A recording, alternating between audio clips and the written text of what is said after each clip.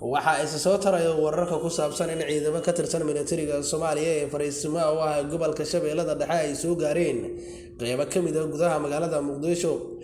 Ciidamadan ayaa la sheegay in ay ka gudoodsan yihiin kana soo horjeedaan muddo kordhintii xildhibaanada golaha shacabka ee baarlamaanka Soomaaliya ay u sameeyeen madaxweynaha waqtigiisa uu dhamaaday ee Maxamed Cabdullaahi Farmaajo.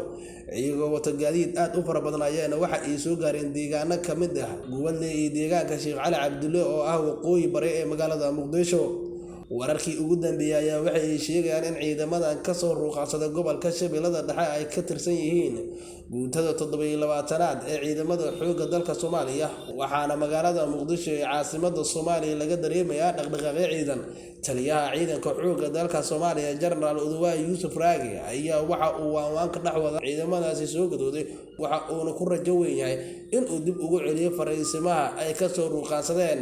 Hayeeshee waanta oo Oduwaa ciidamadaasi ka dhaxwada ayaan wax natiijo aysan ka soo bixin. gudaha magaalada Muqdisho ee caasimadda Soomaaliya waxaa laga dareemayaa dhaqdhaqaaqyo ciidan. lama oga xaalka caasimadda saacadaha soo socda sida noqon karo, balse xaajada ayaa u muuqata Allah amuuraha sahal. Deeq Macalin Chino Chekey, Sab TV, Muqdisho.